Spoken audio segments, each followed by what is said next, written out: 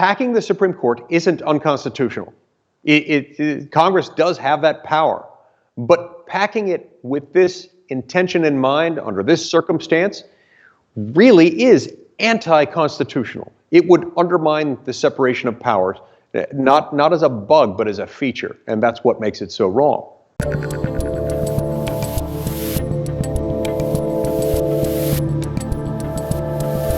I'm Dave Rubin, and joining me today is the senior senator from the great state of Utah and the author of the new book, Saving Nine, The Fight Against the Left's Audacious Plan to Pack the Supreme Court and Destroy American Liberty. Senator Mike Lee, finally, welcome to the Rubin Report. Thank you very much. It's good to be with you. Well, you have handed me an awful lot that I'm talking an awful lot about in the title of the new book, and I want to focus an awful lot on that. But first, what is it like to be on the short list of what I would call sane people in the United States government right now? Yeah, it's sort of like being one of the tallest buildings in Tooele, Utah, you might say. There are a lot of tall buildings there. I take it short buildings over there. Yeah, I mean, what is going on? Yeah, so what is going on right now with the government and just the amount of people that seemingly are doing nothing or all of the wrong things? Yeah. The problem is less about doing nothing and more about doing all the wrong things. When people start to think that God is government, and when they start to think that all government needs to take place and transpire in Washington, D.C., that's a wicked combination. A combination we've been living under for many decades, but it's reached a boiling point of late, and the left wants to make it a lot worse. We're here to stop it. So that really is, in many ways, what the book is about. And one of the things that you talk about, and I've been trying to hit on for a while on the show, I have tried, and I generally try not to impugn people's motives. But as you know, the road to hell is paved with good intentions. And it seems to me at this point, what we are seeing out of the left and virtually the entire Democrat Party is an intentional destruction of so many of the things that the founders had built and had created to allow us to all live free. So before we get into the specifics, what do you think about the intentions part? Do you think a lot of what's going on is intentional, or do you think it's confusion or a misunderstanding of the documents or something else altogether? You know, I tend to believe that most people on the left have at least convinced themselves that the place they want to take us is a good place, that would be good for the country. In the case of packing the Supreme Court, for example, I think they somehow believe that would take us to a better place. Now, I wrote Saving Nine in order to explain why the opposite is true. So, but regardless of what their intention is, I have no ability to jump into someone else's mind, to read their mind, to know the inner thoughts and intentions of their heart and their soul and their mind. But what I do know is certain things that history tells us. And history tells us that there are some mistakes we ought not want to repeat. As Mitch McConnell likes to say, there's no education in the second kick from the mule. We've already been kicked by the court-packing mule once. I described that at great length in Chapter 4 of Saving Nine. We do not want the education that would come from the second kick of that same mule. So when you hear your colleagues across the aisle talking about packing the court, and you're hearing it all the time now, I mean, it's virtually every day someone is saying it. Do you ever try to pull them aside and say, hey, do you guys realize that if you pack the court this time, we'll just pack the court next time? Or that perhaps this is a complete affront to the separation of powers, or a series of other things that you get into in the book. But do you kind of say to them, hey, do you realize what you're going to do here, even if you temporarily get what you want? Of course. And, you know, for the time being, they're content with talking about it, but not really doing it, at least not yet. I think they're waiting to do that perhaps until the Dobbs ruling is actually issued. And maybe that's when they start through it in earnest. Then it gets very, very serious.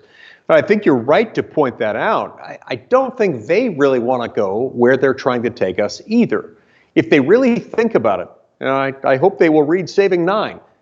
Because regardless of whether they agree with me on any other policy issue, they ought to be able to agree that the minute you rip off that Band-Aid, and for reasons I explain in the book, the minute you start to politicize the court formally, as you would do by increasing the number of justices in order to achieve a desired political outcome. There is no stopping it.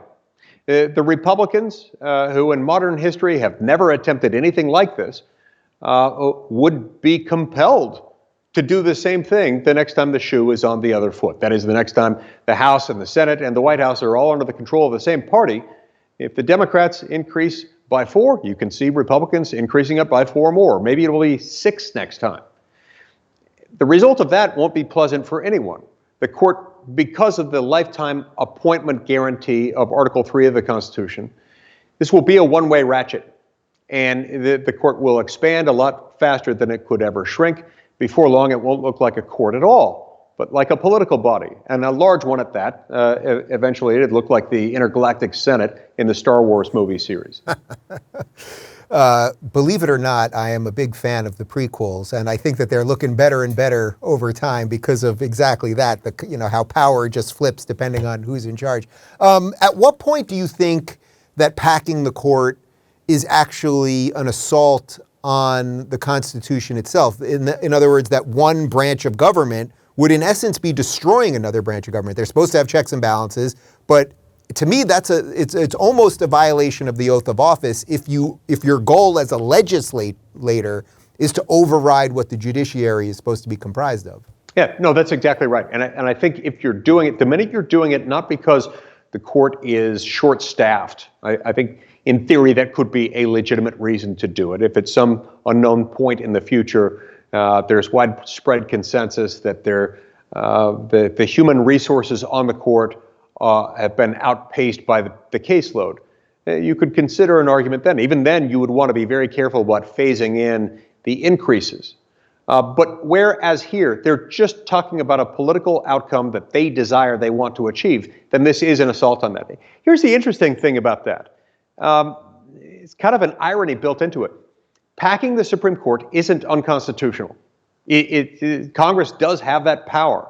But packing it with this intention in mind, under this circumstance, really is anti-constitutional. It would undermine the separation of powers, not as a bug, but as a feature. And that's what makes it so wrong. But do you think it matters to them? You know what I mean? Like they sort of, their ends justify the means. So do you think it really matters, meaning that if they can go ahead and do it and get away with it, which seemingly you can get away with virtually anything these days, then why not go ahead and do it? Yes. I know that's not your position, but from their perspective. From their perspective, that often is a big motivator, and I think that is part of why they're doing it. Notwithstanding some of these risks, is that they're looking at this saying, if we can do it, and it would please our base, why not do it? Why not at least try? Maybe we will swing and miss, but we'll at least draw a lot of great applause from our own base. But for the reasons I explained in Chapter 4 of Saving 9, even when you swing and miss, even when you threaten to pack the court, you propose court packing, and the legislation fails, it can leave an indelible mark, a mark that we're still paying for in the lengthy period of time that's elapsed since 1937 when they tried it last. We're still suffering from what happened to the court, what it did to the court all that many years ago. 85 years later, and we're still paying for that mistake. So you write about that pretty extensively, actually. So can you just go into what happened those Sure. 85 years ago? Yeah. 85 years ago, you had a Supreme Court that was doing its job and was enforcing the outer limits on Congress's authority, especially its authority under the Commerce Clause, the part that gives Congress the power to regulate trade or commerce between the states and with foreign nations. And FDR, President Franklin D. Roosevelt, was frustrated at the fact that the Supreme Court was knocking down some of his signature pieces of legislation, giving Congress and the federal government as a whole unprecedented power to deal with things in response to the Great Depression. They wanted to be able to regulate things like agriculture and mining and labor and manufacturing, even though historically those have been regulated almost exclusively by the states and not the federal government. Now, the Supreme Court, just interpreting the Constitution based on what it had always meant, was threatened by FDR. Just 2 years after the court had moved into its new building, the building it now occupies. On April 12th, 1937, the Supreme Court effectively rewrote the Constitution. It rewrote the Commerce Clause to give the federal government the power to regulate anything that even affected interstate commerce, not just interstate commercial transactions or the corridors through which they take place, but anything that affects those things could now be regulated by Congress. That meant labor, manufacturing, agriculture, mining, all the things that FDR wanted to be able to regulate comprehensively from Washington, D.C., they could now do. This occurred as a result of one vote switching. Associate Justice Owen Roberts, who had previously stood by others on the court who had acknowledged there were limits on the Congress's Commerce Clause authority, he switched his vote. He joined with the liberals on the court, and they rewrote the Constitution. And it's a result of that we're now dealing with a federal government that regulates every aspect of human existence, that imposes $2 trillion of regulatory compliance costs on the American economy, that requires Americans to work for months out of every year just to pay their federal taxes, and then tells them that even that's not enough because we're $31 trillion in debt. All of that, and the fact that most of our laws at the federal level are now made by unelected, unaccountable bureaucrats that can all be traced to this switch in time that saved nine, as I explain in Chapter 4 of Saving Nine. So as a free market guy, as a capitalist guy, as a guy that believes in states' rights and you want the free exchange of goods, what should we be doing to maybe get more people? Well, we can talk about it and get more people to know about it, and you can write books about it. But what can we do to get that case to be looked at again, perhaps? Well, yeah, so first of all, we need to get people talking about federalism and separation of powers, because that's what we lost the last time the Democrats tried to pack the court. When we get people talking about that, we make it part of the national political discourse. You shouldn't have anyone running, especially as a Republican, but really from either party, for the U.S. House or the U.S. Senate or the presidency of the United States, without them talking about where they stand on how to restore federalism, the vertical protection that keeps most of the power at the state and local level, and how to restore separation of powers, the horizontal protection that says we're going to have one branch of government that makes the laws, Congress, the legislative branch, one branch of government headed by the president, the executive branch that enforces the laws, and another branch that interprets the laws headed by the Supreme Court. Those need to become mainstream political conversation topics in America again, especially for federal races. That is really how we fix this. But in the meantime, we've got to also counteract the clear and present threat that we face due to this now trending hashtag of #expand the court, pioneered by Elizabeth Warren and others, who are trying overtly to attack the independence of the federal judiciary. So I know we could bash the progressives and the left all day long, but it's obviously not just them that have, expanded the size of government and the budgets and all of those things and sending money to all sorts of countries when we barely have a dime here. What do you think the Republicans and conservatives could be doing better in terms of giving some of the power back to the states and in terms of reining in some of the budgets and that kind of stuff? Yeah, no, it's a fair point you make. I mean, look, this expansion of the size, scope, reach, and cost of the federal government, this has occurred under the direction of houses of representatives, of senates, and of White Houses of every conceivable partisan combination. The problem is that we've got the progressive mindset that permeates the entirety of the Democratic Party and a significant portion of the Republican Party. And I think we have to focus on that as Republicans and say, look, we're not the party of progressives. We're the party of liberty. We're the party of free markets. We're the party of civil society. All those things atrophy when we excessively flex the federal muscle. And that's what we've got to undo. And in that respect, Saving Nine is about much, much more than just preserving the independence of the Supreme Court and prohibiting court packing. It's about restoring federalism and separation of powers. This book will teach you how to do that. So you mentioned politics entering the court. Obviously, at this point, because politics has become our national religion, it seems almost impossible not to. I had Judge Napolitano from Fox on a couple weeks ago in the middle of the Ketanji Brown-Jackson hearing, and his position was that basically the Senate should confirm a judge that is, nominated by the president barring something really off the charts, like really, really beyond unbelievable in a decision that they made, that basically the decision should be left to the president, and short of something really catastrophic, the person should be confirmed. Now we watch confirmation hearings, and on both sides, it's all sorts of, dredging out all kinds of horrible things or made up things in the case of Brett Kavanaugh. Perhaps in Ketanji Brown's case, the fact that she couldn't tell you what a woman was, maybe that was a catastrophic thing that would have qualified. But what's your general position on when a president nominates someone, what the process should actually look like? Look, I make no mystery about the fact that when there is a Democratic president in office, I understand that we're not going to get the same nominees as we would when there's a Republican holding the office of the presidency. It still matters, and it still matters to me to review each candidate individually and figure out whether he or she understands, respects, appreciates, and will defiantly protect the independence of the judiciary, and will understand that each case is to be decided on the basis of its own merits and on the basis of what the law says, on the basis of the law as it was understood at the time of its enactment, if a statute, or at the time of its ratification, if it's a provision of the Constitution. And so I'll vote yes for a nominee, even if that nominee doesn't share my political worldview, if I think that nominee is sufficiently committed to the judicial task. If not, I won't. So I don't know that that ought to ever mean blind deference to any president, whether that president is of your own political party or not. It certainly doesn't mean that to me, and I don't think it should to anyone else either. You mentioned the Dobbs case before. It's kind of bizarre. This leak happens, now it's probably 6 weeks ago or so. And basically, not only are we not talking about it anymore, but it doesn't seem like anyone's trying to track down the leaker.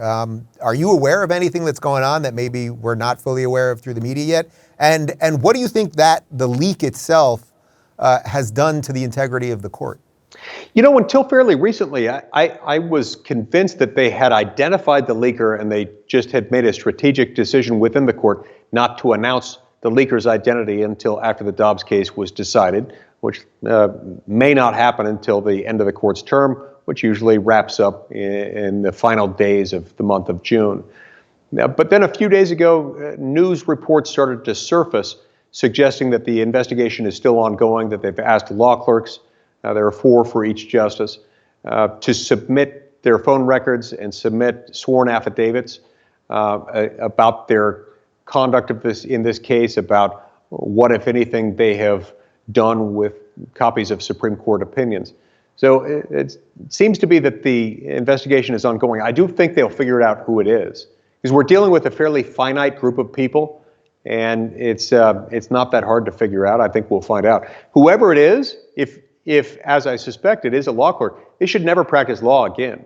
They should be disbarred for this, because this is handling sensitive information that was not theirs to release. And as a law clerk, they drill this into you. It was made clear to me when I was a law clerk at the Supreme Court for Justice Alito, you don't take draft opinions out of the building, ever. You don't take it to lunch, you don't take it home. It shouldn't even leave your office when you're finished with it. You can't just throw it in the wastebasket. You've got to put it in this special bag, a bag whose contents are retrieved at the end of every day. They retrieve the contents, they shred the documents, not just once, but twice, turning it into a confetti. And then they put it in an incinerator and burn it into this black powder. And then they add a little bit of water to it, and it creates this tar-like slurry structure before it ever leaves the custody of the Supreme Court of the United States. That's how seriously they take the confidentiality of the opinion drafting process. So whoever did this knows darn well what those procedures are and why they matter. That's why that person should never be permitted to practice law again. I do think they'll figure it out. So assuming they do figure it out, or even if they don't, what do you think it's done just generally to the integrity of the court, the ability for the court to make a decision, hold a decision until the time is right for it to be released, and just the way the media reacts to all of it? Because obviously this was leaked to Politico. they had their decision on whether to release it or not, or verify it in other ways. From everything we understand, it is legit. But just the general standing of the court, which to me the left is constantly trying to subvert anyway, not just through packing, but generally just assault all of the decisions. Yeah, I think it's devastating. Look, the court has enjoyed a history in which this has not occurred. Now, the left-wing media is fond of saying things like, oh, this isn't the first time this has happened, other leaks have happened. Yeah, sure, every once in a while, maybe once or twice in a decade, word will leak out maybe an hour or two before an opinion is released, suggesting that the person knows what the answer is going to be. And most of the time, it's a 50-50 guess anyway. It's like betting on red or black at the roulette wheel. You're going to be right on average half the time. And sometimes they get that right. But they've never leaked an entire draft opinion. This has never happened before. There's been a network of trust within the court, and there's been unanimous support within the court and its support staff in making sure this doesn't happen. So I think we can stem the damage moving forward as long as the court takes additional security steps to make sure this never happens again. But I think they're going to have to put in place some sophisticated watermarks behind every draft opinion from now on that will identify the person who had access to that watermark so that a leak like this can't happen. And if it does happen, the person will be immediately found. So you mentioned federalism earlier and states' rights, obviously. As I mentioned to you right before we started, I spent the last 8 years of my life in California. I now live in the free state of Florida. And as I've been saying on the show, I genuinely feel like I live in a different country, not in a different state, but in a different country. I'm wondering, what do you see differently on the ground in terms of what your constituents want in Utah and the way that you feel that you can govern there versus what goes on when you show up in D.C. and what you have to deal with? Yeah, it's a good question. Look, most Americans, it's true of Utahns, and I'm pretty sure it's true of Californians and people in Massachusetts, in Wyoming, or whatever state you want to identify. Most Americans intuitively resonate with the concept of federalism. And by the way, I refer to it by that title rather than as states' rights, because my belief is that a state is a unit of government. Units of government don't have rights, they have authority. Authority is almost the opposite of a right. So it's recognizing the appropriate sphere of government authority. That's what federalism is. And most people understand that federalism makes sense because it allows for more Americans to gain access to more of the kind of government they want and less of the kind of government they don't want. So for instance, in Utah, it's pretty well understood that we'd rather not have a government-funded, single-payer healthcare system. We've have enough experiences going to the post office or the DMV to know that we don't want government being our doctor. People in Vermont, I'm told, would much prefer a single-payer, government-funded, government-run healthcare system. If we respected federalism more completely, then more states would be able to do exactly as they want. Vermont would be able to go in that direction. Utahns wouldn't do that. That's what federalism is supposed to be all about. That's why it's protected in the text of the original Constitution, doubled down on in the 10th Amendment, but we've neglected it. Federalism still has great potential. We just have to allow it to be used. And for that to happen, people in Congress have got to stop pretending that we are a general purpose legislative body.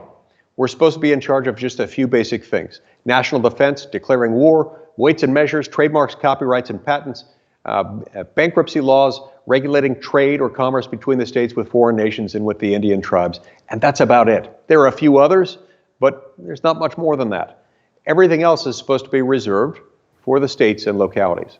You know, it's funny because I asked you this already, but when I hear you say that and lay it out so cleanly and clearly and obviously, it's just like what the bell in my head goes off of. I just don't think any Democrat senators care about that. I think a certain amount of Republicans don't, but I honestly don't think that any Democrat, I cannot name one. If you can name one, I'd love to hear it, but I just don't think they care about what you guys are supposed to do. Yeah, I think that's right. For two principal reasons, I don't. Number one, if they can win bigly, as they might be inclined to put it. Number two, they are winning in that they have federalized everything. And this is the ultimate progressive dream, is to consolidate as much government power as possible, consolidate it in the national government. That way, states won't even have the opportunity of experimenting with a lower profile system of government. Even though they themselves might like certain aspects of federalism in these leftist states, they can't tolerate the thought of other states, states like mine, states like the state of Utah, doing it differently. They don't want the competition, and they also think that in order to redeem us, in order to save us from ourselves, we've got to nationalize all of our lawmaking. What does that get us? Well, it gets us a whole lot of contention. It gets us riots. It causes us to create something akin to an imperial presidency, in which the people seem to worship government increasingly, thinking that the bigger the government in question, the better off we all are, reinforcing the progressive mindset. I thought you were going to make a Palpatine reference there. I felt it coming. It could have come, but yeah, I couldn't quite make it. So on something like the $40 billion to Ukraine that the Senate just voted on, obviously your counterpart there in Utah did vote for it. Mitt Romney did vote for it. You know, from my audience's perspective, for the most part, it's like, man, we have so many things we could be fixing here if we even have this money in the first place, which we kind of don't have. But we seemingly always have money for other people's problems, not for our own. How do you kind of deal with that internal battle of, again, what you're dealing with in D.C. and what kind of the machine wants versus what your own people want? And for a guy like you, you actually care about budgets, and I have a suspicion you know that the $40 billion doesn't really exist. Is that fair to say? Yeah, so I looked at that legislation, and went through it with a fine-tooth comb, and what I found were some significant problems. Number one, we're dealing with rampant inflation in this country. The people in Utah are paying an additional $751 each month, every month, for their basic living expenses, relative to what they were paying at the beginning of just last year. This is a huge de facto tax increase that disproportionately harms the poor and middle class of my state. And it's entirely foreseeable. It is the natural consequence of excessive federal spending.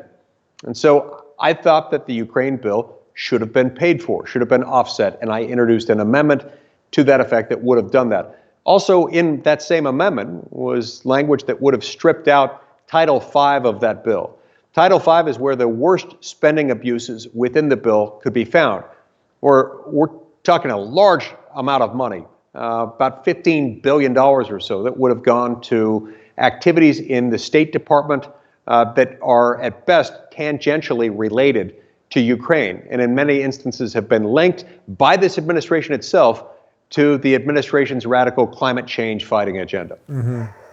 So when Rand Paul, for example, said, hey, we should at least be able to, know where the money's going or audit this thing or get some receipts, and basically the entire media tried to destroy him as if, he's in Putin's pocket.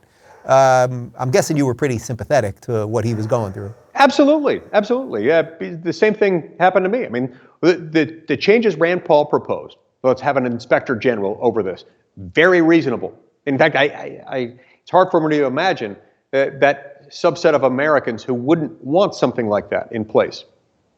Likewise, with my bill, there's nothing that should be terribly objectionable about saying we should offset this spending so that we reduce the inflationary pressures that we're exerting on the economy. And as long as we're passing a bill that's supposed to be about Ukraine, it shouldn't be about further entrenching the State Department and just flooding the State Department itself with additional funds. So when I'm not trying to create a fight with you and your counterpart, your other senator in Utah, but did you and Mitt discuss that? And did he say, I'm just kind of okay with it? Or not even about him, but just generally when you spoke to some other Republican senators that just kind of signed it and were just like, we're doing it. What do people say? Yeah, that's the problem. That's one of my biggest frustrations with Washington, is that people will sign on to what I refer to as the sort of bumper sticker effect of a particular bill. And for many of my colleagues, they looked at this and said, look, Ukraine is important. Ukraine is a sympathetic victim. to a vile menace to human civilization who is Vladimir Putin. And Vladimir Putin is, in fact, a vile menace, and Ukraine is a sympathetic victim here. But to translate that into saying, because I like X, and X would be covered in one way or another by this bill, I must vote for this bill, causes us to enact some very bad policies. It causes us to spend way too much money, and it's frankly one of the biggest reasons why we're $31 trillion in debt. These people are afraid to be seen as voting against a sympathetic beneficiary or combination thereof. And that's how we get to this problem. So it's the basic difference of opinion that I have with some of my colleagues who will look at something and say, I agree with the overall objectives, so I'm willing to vote for it, even though this particular formulation has some serious problems with it. So since you are a guy that cares about the actual rules and the way that we're supposed to be governed, I mean, in effect, it seems like we're at war right now. I mean, we haven't declared war. I know the president's supposed to declare war and it has to get authorized and everything else. But I mean, when you're pouring tons of money into something, when you're giving people weapons, et cetera, you in essence are at war. I mean, at what point do we start looking at that and having Congress or the Senate go, boy, are we at war? And how much money do you have to pour into something before you officially call it war? And if you keep giving a guy weapons, maybe it is war. Or again, is that just one of those things that it's just kind of, it is what it is, and the beat goes on? Yeah, I think it's absolutely essential that before we take any more steps in the direction of warfare, that we take into account our role as a Congress in declaring war. Over many decades, Congress has gradually relinquished its declaration of war powers as presidents of both political parties have asserted really broad powers attached to their inherent authority under Article 2 as Commander-in-Chief of the Armed Forces. This is problematic because it was one of the distinguishing characteristics of the Constitution, one of the things that made it very different than the English model, the system that we had just broken away from, allowed the chief executive, the king, to take us to war, and then it was up to Parliament to figure out how to pay for it. Under our system, Federalist 69 makes this very clear when Alexander Hamilton explains that it was with good reason we put the power to declare war in the first instance in the hands of Congress, because that's the branch most accountable to the people at the most regular intervals. So I think if we're going to take any additional steps in this area, we really ought to have a conversation about whether, in what way, to what extent we want to be involved in a conflict with Russia. Keep in mind, Ukraine spends less than $5 billion a year in defense. Russia spends about $65 billion a year in defense. If you add up the previous Ukraine bill, $14 billion, to this Ukraine bill, $40 billion, you're talking about more than 10 times what Ukraine spends on defense in an entire year is what we have devoted in the name of Ukraine defense. And we're knocking on the door of what Russia spends on defense worldwide in an entire year. Do you think we're in a bizarre situation as the last superpower, that we're still expected to do everything, but maybe we kind of just can't in a certain respect? I personally believe that. I believe in American exceptionalism. I believe the world is better when we're leading. I believe in peace through strength, all of those things. But that maybe right now, especially with the leadership that we have, that we just can't do that much good at the moment in these big international things. Well, yeah, look, I think this is where we get dangerously off course. I think it is dangerous for any country, last standing superpower or not, to step into the mindset that says, if there is injustice in the world, we can be counted on as the presumptive police force. No nation can do that. No nation can withstand that. Certainly we can't. Our constitutional system should never allow that to happen. What really needs to happen is that anytime we get involved militarily, we really ought to have Congress declaring war before we take any action in that direction.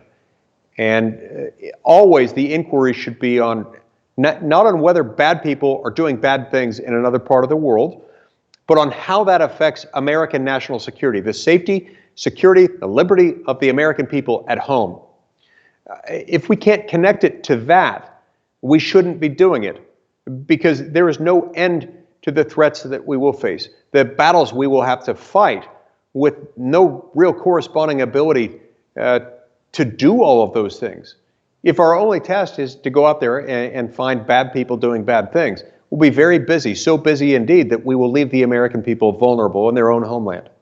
So speaking of safety and liberty at home, 2 years or 2.5 years post-COVID, are you hopeful that more people have woken up to some of the states' rights stuff, some of the stuff related to the courts and mandates and all of the overreach that we saw? I mean, my sense is that a lot of people really have woken up. I don't know if they got scared again, if they would just drop all of their newfound ideas very quickly in the name of security, but I'm kind of hopeful at the moment.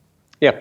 As my wife Sharon would put it, all government overreach, all socialism and all other forms of government overreach, always starts out under the auspices of an emergency.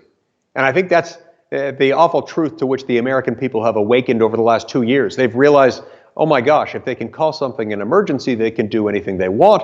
And when government can do anything it wants, and the people fear the government rather than the other way around, horrible things happen. So yeah, I think that has created a number of accidental conservatives and libertarians in this country, as they've seen the horrible abuses of government as it goes unquestioned, all under the auspices of, well, this is necessary because of an emergency. What do we do about organizations like the CDC and the FDA? I mean, they're not legislative bodies, but in essence, it seems like they legislate, and then it seems like, well, you just turn on any corporate news and they're all sponsored by Pfizer, sponsored by Moderna, as they're doing stories on Pfizer, on Moderna. What do we do about that mess? Yeah, it's a great point. And by the way, I talk about this a fair amount in Saving Nine. That's why I like to say Saving Nine is not just about the Supreme Court. It's not just about court packing. It explains all of the maladies that flow inevitably from court packing and flowed from FDR's court packing threat back in the 1930s. As a result of that, we've got too much power that's been moved from the people to Washington. Then within Washington, too much power that has been voluntarily relinquished by the people's elected lawmakers and handed out to unelected, unaccountable bureaucrats, people at the CDC and the FDA, or the two that you mentioned.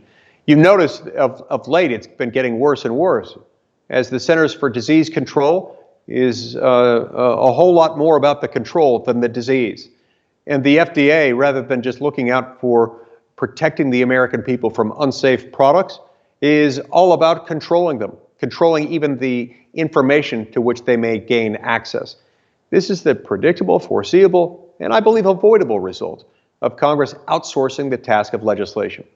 We have for decades had a Congress that's in effect saying, we hereby declare that we shall have good law in area X, and we hereby delegate to commission or department Y the power to make good law in that area. And then they get to make the law and enforce it. That's a recipe for tyranny. So going on the assumption that there will be a COVID-2 or another version of something this, or as your wife would say, something else that will scare us in the future, what actual authority does the CDC have? I think that was one of the things that really confused people, that every day someone from the CDC, Walensky or one of these people would get up there, they would say something, and then people automatically felt, oh, that's what they said, we have to do it. But that's not exactly how this thing works, right? It's not exactly how it works, but there's enough legislation on the books that gives these government agencies, including the CDC, at least a colorable claim to the authority to dictate how much of our economy runs, that they can get by the initial smell test. And see, not everything gets litigated. This is another point I make in Saving Nine. Not every dispute, not every question about constitutionality goes to the Supreme Court. Most cases don't even get litigated. A very small percentage of those that get litigated make their way all the way to the Supreme Court. And it can take months or sometimes years to get to the bottom of some of these problems. In the meantime, a lot of these disputes have become moot, and the courts then start to lack jurisdiction over them. That's why we need genuine, deep reform where we withdraw the authority, the delegated authority to make new law. It's one of the reasons why I believe so strongly in the need to pass things like the REINS Act. Look, if I were in charge of Congress and I had just one legislative measure that I could pick and guarantee passage of, it would be the REINS Act. Their acronym is REINS, stands for Regulations from the Executive in Need of Scrutiny. To make a long story short, it says that we're not going to allow unelected, unaccountable bureaucrats to make our laws anymore. That will be done only by Congress. And when an executive branch agency uses delegate authority to create what is in effect a new law, that will not be self-executing after the passage of the REINS Act. It will require an affirmative vote by Congress to pass it into law. You see, people can fire their elected lawmakers periodically. You can't fire a government bureaucrat. That's why we need the REINS Act. Yeah, that's also sort of related to something else you said before about how our system is different than the British system, and yet in some ways we kind of yearn for more control. It's a weird paradox that I think humans have. I mean, you hear it all the time during presidential elections, what I'm going to do the first day in office, and it's like, well, wait a minute, you can't do that much. You're not supposed to be able to do that much, but then they do everything by executive action. I mean, I assume that's another one that you feel like has really just, we've let it out of the bag and now it's out of control, right? Yes, it's not just that we've let it out of the bag. Congress has now blessed it. Congress has ordained this as a legitimate lawmaking exercise. You know, I keep 2 stacks of documents in my office in the Senate. One stack is short. It's a few inches tall. It's usually a few hundred, sometimes a few thousand pages long. It's the laws passed by Congress during the previous year. The other stack, currently 13 feet tall, it's often approaching, if not exceeding, 100,000 pages. And it's last year's Federal Register. That's the cumulative annual index of federal regulations as they're proposed, measured by height, weight, volume, word count, economic impact, you name it. The executive branch bureaucracies create more law every year than the people's elected lawmakers. But my copy of the Constitution in Article 1, Section 1 and Article 1, Section 7 make really clear you're not supposed to be able to make a federal law without Congress. So how do we clear out some of that? How do we clear out some of that brush? How do we get rid of that bureaucratic state or the deep state or whatever? Or maybe not even get rid of it because some version of something for stability has to exist. But how, it seems like it's just getting bigger, right? We talked about draining the swamp. Maybe there was some degree of it under Trump, but it certainly seems like it's back and bigger than ever right now. I mean, do you have any levers at this point? Does anyone that cares about this stuff have any levers to do anything? Well, they do only insofar as the American people demand it. And once they demand it, it will become inevitable that it will happen. That's why I think the best single thing we could do, I think the agenda that Republicans ought to be running on is passage of the REINS Act, because that would force a rebalancing of this balance of power between the executive and legislative branches.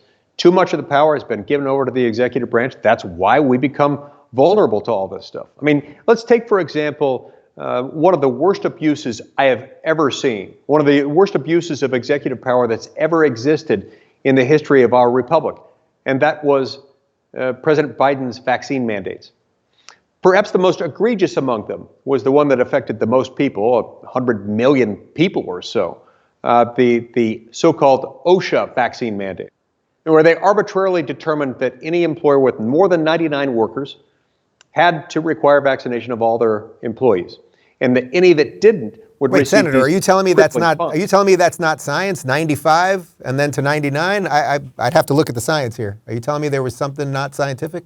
There was nothing scientific about it. The virus isn't that smart. The virus doesn't have the ability to differentiate between workplaces with more than 99 workers and those without. And the Biden administration wasn't smart enough to realize it's not within their constitutional power to do that. But they laid claim based on this statute that created OSHA, you know, or the executive branch bureaucracy in charge of occupational safety. And OSHA promulgated using this broad statute, giving OSHA the power to make workplaces safer. This emergency temporary order saying we find this is necessary, therefore make it so. That's exactly the kind of thing that does violence to our constitutional system of government and separates the people from their own form of government. Things like that have to be repealed, and the best way to start that ball rolling is to enact the REINS Act, which again would make it so that any new substantive change to federal law would have to be affirmatively enacted into law by Congress. Are you ever amazed that nobody gets fired from any of these organizations? I mean, 2 years after COVID, as far as I know, no one really at the CDC got fired. Nobody at the FDA got fired. You know, nobody involved at the governmental level who were pushing mandates that either were illegal, you know, potentially illegal, or at the very least immoral. The series of other things, you know, they forced doctors out of work, and then, you know, first they were essential, then they were out of work. All of the nonsense that they did. But I don't know that anyone got fired. I don't know of any other business that could operate this way.